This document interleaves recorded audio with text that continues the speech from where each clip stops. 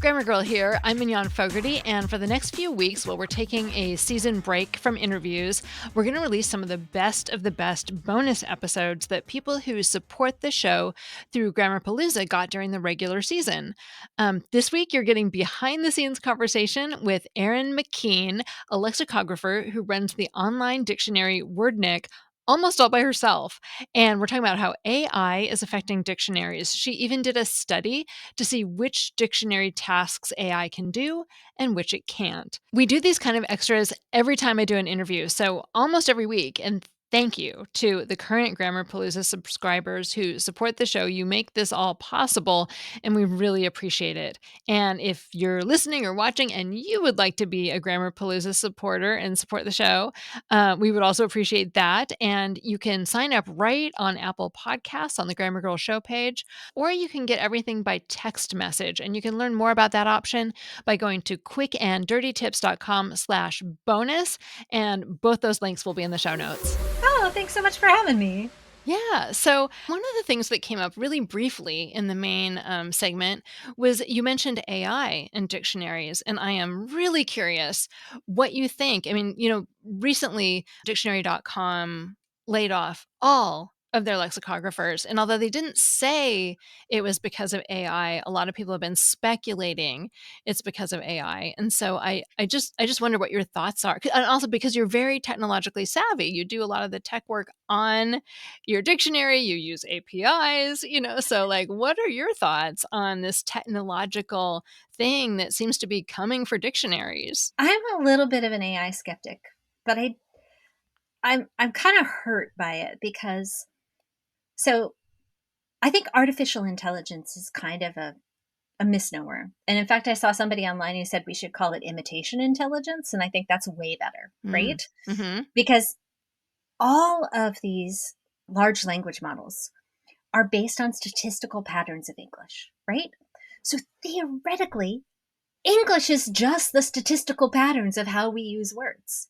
Like, words really only mean things in context, which means that if you have a word in a sentence in one place and it's preceded and followed by the same words in another sentence, you can pretty much feel like they're going to have similar meanings because they have similar contexts.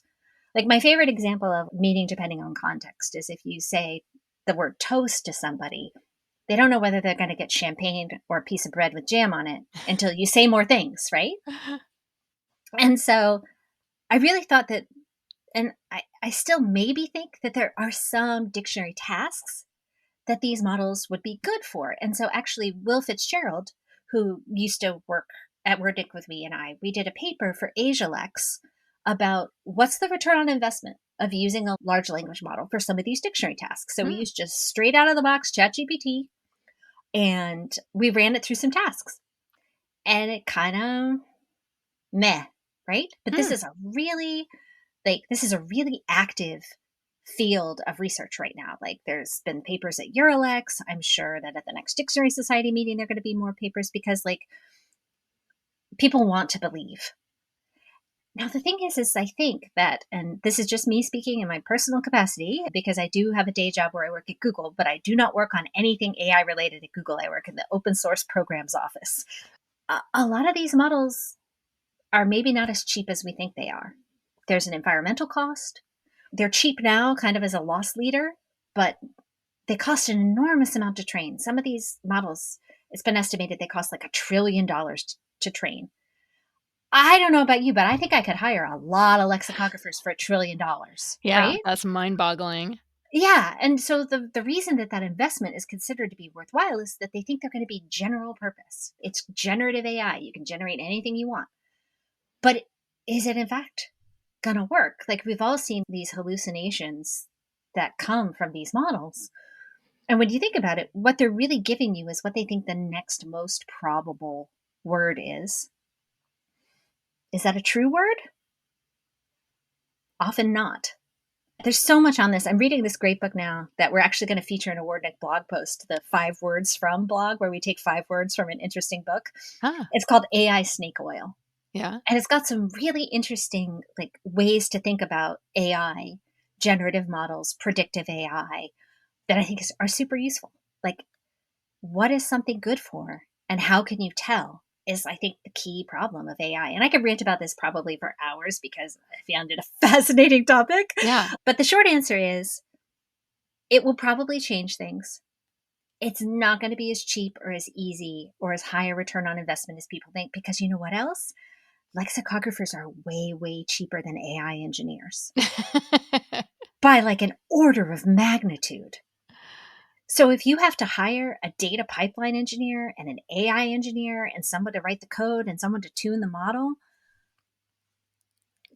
there's a lot of lexicographers you could have hired for that money. And tuning the model is really the thing, right? Because, I mean, you could say, okay, you're spending $1 trillion, but you're not just replacing lexicographers. You're, going to use it for medicine and scientific research and, a whole bunch of other things. And so the idea is that, like, maybe if it's spread out over all those things, then maybe it's worth the big investment. But to get something that is really good at a task, then you have to do some special training generally. Is that right? Am I understanding it correctly? Yeah, you want to tune the model so it gives you the kinds of outputs that you want, kind of like tuning an engine. The other thing that is a problem for lexicographers in particular about AI is that these models have to be trained on vast amounts of text. And everybody right now is in an arms race to collect as much text as they can because they think bigger is better. And there's some research coming out now that means maybe that's not true. But like HarperCollins announced today that they're going to license their books, published books, to an unnamed AI company. Yeah. And people are starting to feel like, well, this tool might replace me. Why would I give it access to my work so that it can be me? But that's the same data that lexicographers depend on to make dictionaries. That's Hmm. the same data that computational linguists depend on to do their research. If all that data is no longer considered fair game for research because the AI tools have been bullies about it, our scientific progress in these areas will crawl to a halt because no computational linguist, no lexicographer has the money to do that kind of licensing. That is so interesting. Yeah, I saw that too, and people are angry. and and they're saying, "No, you can't use my books." But then if they say the same thing to less intimidating, less aggressive researchers, that is a problem. And we've always considered this fair use because if you look up a word in a dictionary and it has one sentence from your book, that doesn't replace the value of your book to someone. Like, hopefully, we don't use the one sentence that gives away the plot. But generally, it's not considered a competing good, right? But if you train an AI model to write novels in the style of Erin McKean, I would be irked. I would be very mad. Plus, the other thing that's a problem for lexicographers and for linguists generally is we don't have a good way to understand what text on the internet has been generated by a large language model and what has been generated by a human being. So if I see an example sentence from a blog post and I can't tell whether it was written by a human or not, we're feeding that data into all of our analysis and systems. Maybe we're just describing robot English and not human English. We don't know how much text on the internet is LLM generated at this point. It's very, very difficult to tell, and anybody who says that they can tell is trying to sell you something.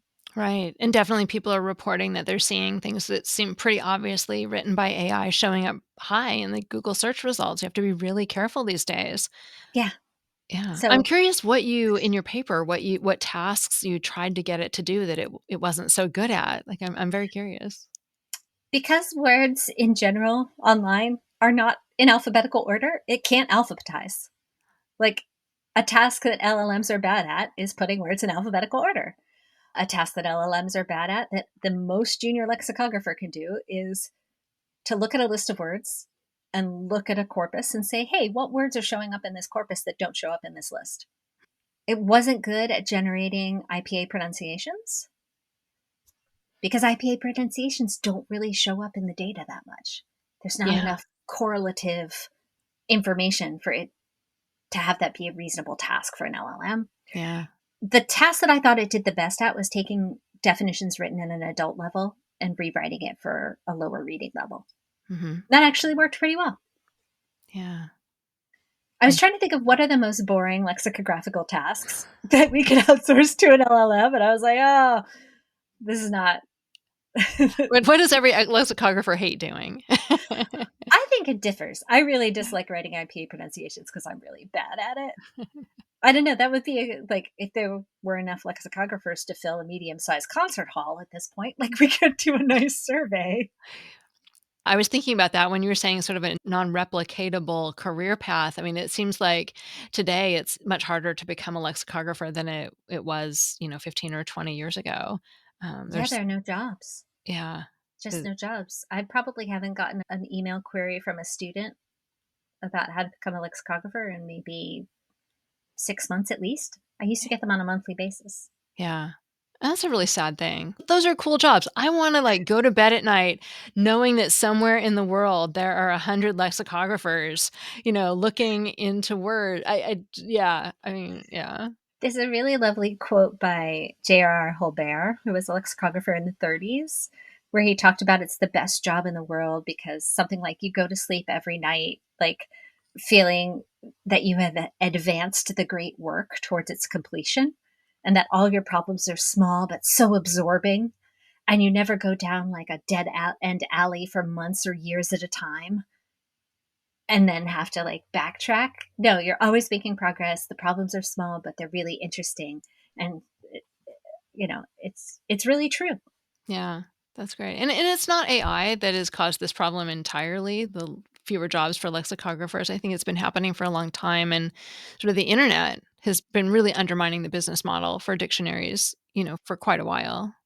For everything print, basically. Like the advertising revenue does not make up for the loss of the people actually buying a physical object revenue. But I can't complain because Wordnik couldn't exist without the internet. We couldn't put Wordnik in a book, right? Right. And, it's hard to figure out like what would be a better business model, but I feel very lucky in that Wordnik is basically my incredibly elaborate hobby, right? I work on it mornings, evenings, weekends. It's like running a small theater, right? and and I don't have to do capitalism for it to work as long as I'm willing to put in my unpaid labor. And if Mhm. I can just outlast this particular weird business cycle, then hopefully by the time I'm ready to retire, it would actually be enough of a money making concern that someone could take it over as a full time job again. And that's my goal. Yeah. It's a pretty good goal. And in the meantime, I'm never bored. Right. Yeah, well, but you do have hobbies, you have other hobbies too, so I did say we would talk about your love of dresses. You have a dress a day thing going on, and you wrote a novel about that's very tied into this dress a day idea too, right? Can you talk just a little bit about that? Yeah, so about 20 years ago, I started a blog called A Dress a Day. And for the first, I don't know how many years, I actually did blog about a dress almost every day. Wow. And then when Wordnik became a startup, I was like, I have no more time.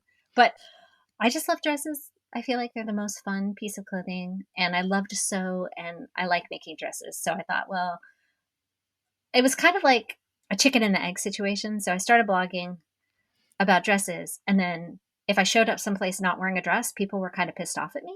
Like, why aren't you wearing a dress? You're the dress person. So then I basically have worn nothing but dresses for probably 15 years. I mean, unless I'm at a yoga class or whatever, but Yeah, and you weren't making a dress a day yourself, were you? no, no, no, Okay. that, I mean, it's theoretically possible, but I would probably have all kinds of repetitive strain injuries now if I were doing that. Yeah, I make like a couple of dresses a month. and do they all have pockets? They all have enormous pockets.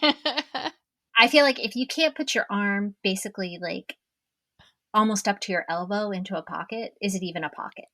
Yeah, good Like, job.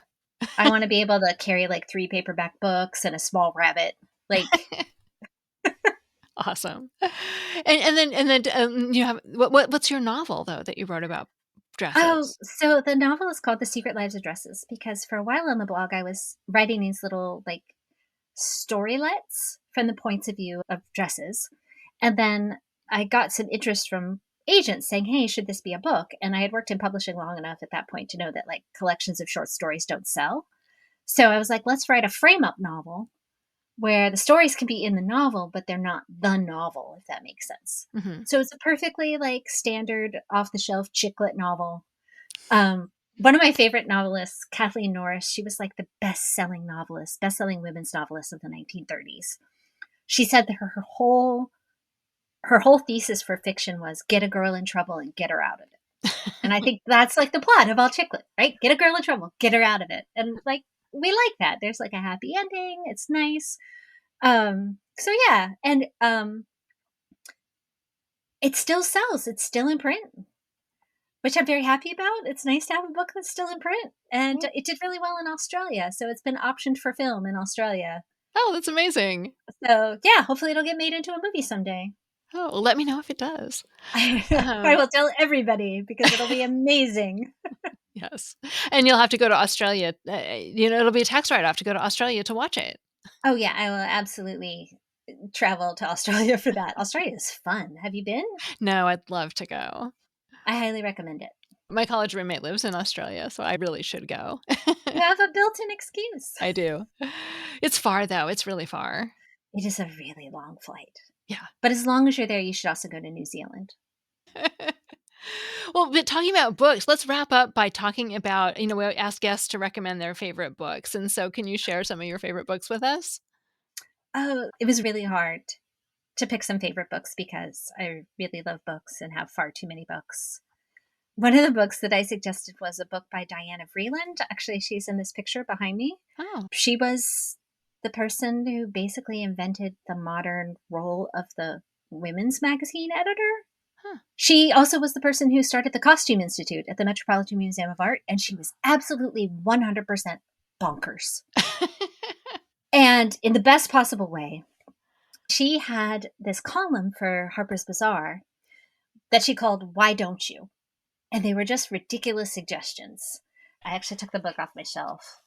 And so, like, it's called This is the Book, Okay. Diana Vreeland. And so she's like, why don't you turn your old ermine coat into a bathrobe? Why don't you? The most famous one of her why don't you suggestions was, why don't you wash your children's hair in flat champagne?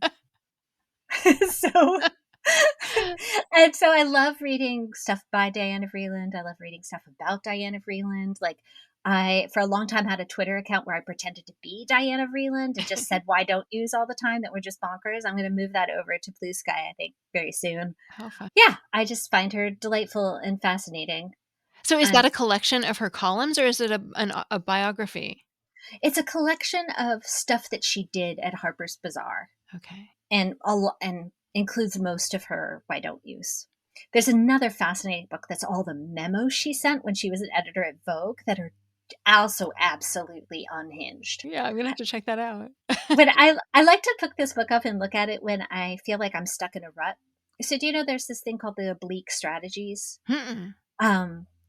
Basically it's a set of cards or there's online versions of them, and it's something to do when you feel stuck in a rut, and it's like take the last thing you did and reverse it, right? But I think the why don't yous just send me off into even further directions. Thinking about flat champagne as shampoo. Just getting out there. Okay, what other books do you have for us? I totally cheated and recommended the Steerswoman books by Rosemary Kirstein. Basically science fiction fantasy. Why is There are that four cheating? of them because there are four of them. Oh, okay. And if you like your fantasy novels to have a big dollop of linguistics in them, keep reading that series because there's an amazing linguistics bit in book 3. The whole premise of the Steerswoman book is that there are people who are called steerswomen. They walk around and ask questions and try to learn something. And if you don't answer a steerswoman's question, no steerswoman will ever answer a question for you ever again. So it's kind of like they're like kind of itinerant roving warrior librarians. Oh my gosh, I love it. It's so good. And sometimes I hesitate recommending these because the author is still working on book 5. But the books end in a decent place. It's not a big cliffhanger. Like you can get all the enjoyment that you could possibly want reading these. It's Yeah, super fun. 4 books is a lot to Yeah, start with. they're so good. Yeah. Oh, the other thing I like, if when they ask you who you would have a dinner party with, anybody in history, like Diana Vreeland is one and Samuel Johnson is another. Mm-hmm. And I love reading about Samuel Johnson. And one of my favorite books about Samuel Johnson is called Samuel Johnson and the Life of Writing by Paul Fussell. And it's a book that's as old as I am, literally. But he really talks about how Samuel Johnson approached writing, not just the dictionary, but everything he wrote. And he was so prolific and talks a lot about his own personal struggle because he really wanted to be a better person than he thought he was. And so a lot of his writing is in genres that we don't really think about today, like prayers. Like, who sits down to write a prayer as part of their like regular writing practice? Like, very few people do that, and most of them are in holy orders, right? Like, anyway, I just find Samuel Johnson like endlessly fascinating. And I think that lots of people just read like, the life of Johnson, but I think there's so much more. There's so much more you can read about Johnson. Yeah, I mean, we usually end here, but that actually made me wonder at the beginning of the main interview, you said that you wanted to be a lexicographer since you were like 8 or 9, and I wonder, did you learn about Johnson and become fascinated with him, or did you just love, were there dictionaries in your house and you just loved reading them and thought people write these and I wanna do that? This is the dumbest story. I doubt that. So when I was a voracious reader, like read for hours every day, always had the most books checked out for the library that I was allowed to by law, basically. And I also read anything that came into the house, and my parents were pretty laid back about it. And my dad, who was in sales, got the Wall Street Journal.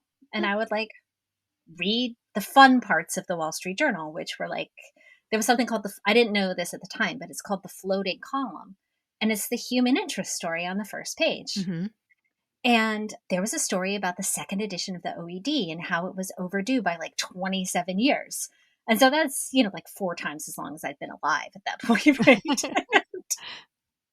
And I was like, wow. So I was like, wait, people make dictionaries? And that's what that job is like? And I could do that job? And so I was like, I'd like to make dictionaries. And like, I was a little girl in North Carolina. Like, nobody knew anything really about dictionary making. There are no dictionaries in North Carolina, like dictionary companies in North Carolina. So they were all like, sure, fine, honey, whatever you want. And nobody ever talked me out of it, right? Like, nobody said, oh, there's actually fewer jobs for lexicographers than there are for ballerinas. Oh, that's a great story. That's not a stupid story at all. And I bet the people at the Wall Street Journal would be really surprised to know that they were inspiring children. I once actually met someone who worked for the Wall Street Journal and who was one of the editors of that column, and I like told her about it. She was like, "Really?" And I still have the newspaper article. I cut it out of the paper. No. I Oh my hope I gosh. let my dad finish the paper before I cut it out. Oh, that's Yeah, I great. have it in a folder. Like, You need to frame it. It should be on the wall I behind probably you next to should. the woman you love. It has like my kid handwriting with the date on it. Oh my gosh, that's perfect. Well, Erin McKean, thank you so much for being here today. Where can people find you online? Oh, well, you can always find Wordnik at wordnik.com. And I'm on Blue Sky as E. McKean, I think at Blue Sky Social. And dressaday.com is my blog about dresses. Yeah, and it's McKean, McKean. Yes. Yes. My icon basically everywhere, my avatar everywhere is a little pink robot. So look for that as the sign of authenticity in your Erin McKean content. Great. Thank you so much. You're welcome. I hope you enjoyed that bonus segment. If you didn't catch the full interview, the main show, where Erin talked about how she runs her online dictionary Wordnik almost all by herself back in November, you can find it in your feed or linked in the show notes. And thank you again to all the Grammarpalooza supporters. We appreciate your help so much. And if you're listening or watching and you would like to become a Grammarpalooza supporter, you would have gotten this show back in November. And most importantly, you just help by showing your appreciation for the show. So you can sign up on the show page, the Grammar Girl show page at Apple Podcasts, or to get everything by text message, you sign up through Subtext. And links to both of those are in the show notes. And if you want to learn more, you can find out more at quickanddirtytips.com/bonus. That's all. Thanks for listening.